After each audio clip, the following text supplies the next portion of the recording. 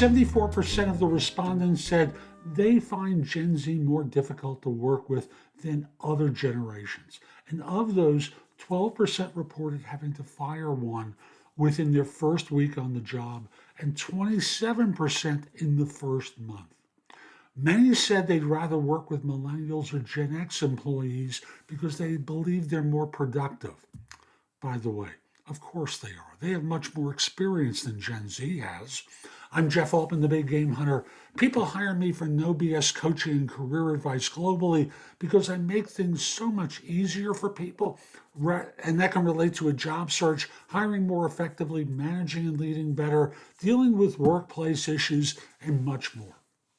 Now, people tend to forget what it was like for their generation to enter the workforce and what it was like, how they were perceived, I should say, as they entered. The boomers were incompetent, didn't fit in, hippies, lazy. Gen X, lazy, arrogant, unreliable, cynical, particularly self-oriented.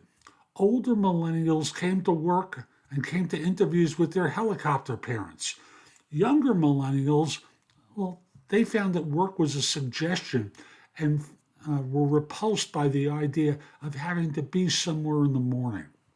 You know, all of us have had to adapt to work, but every time a new generation enters the workforce, it's kind of expected that they're supposed to know what to do, and they're dropped into a desk or into a job, and they've had no experience or very little experience, and you expect them to hit the ground running.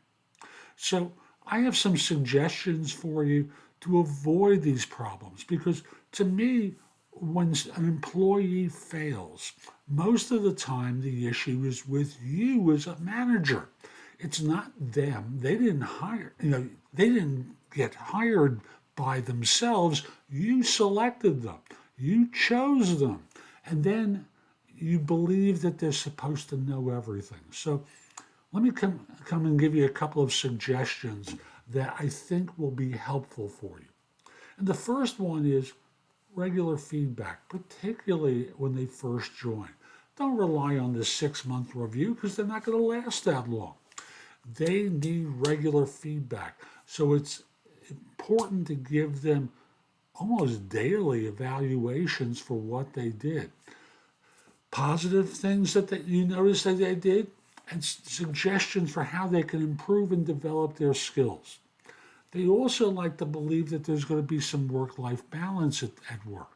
So don't expect them to work 90 hours a week when they first join you. They don't know how to pace themselves. Of course, they're going to exhaust out and wind up in situations where they're going to disappoint. Encourage them to talk regularly with you, with a mentor, but foster open communications to help them learn from others what it is they need to know. And others, and that includes you. Put regular time on your calendar to talk with them.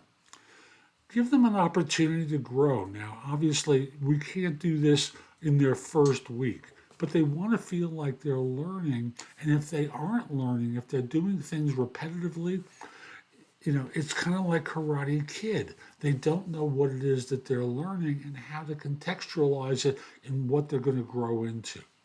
Make that apparent to them. Also, and this goes back to the idea of open conversations, a collaborative work environment. They want to feel like they're part of a team, that there's someone that they can talk to, they can ask questions of. Obviously, this means that your people have to be open to this as well. And thus, if they're not getting that, whose fault is that? Is it the victim, the Gen Z person, yours, your team? You got to hold them accountable for your expectations. And that's not just simply Gen Z, but the people that you're having work with them to deliver what it is you need them to deliver, knowing that they're still going to make mistakes.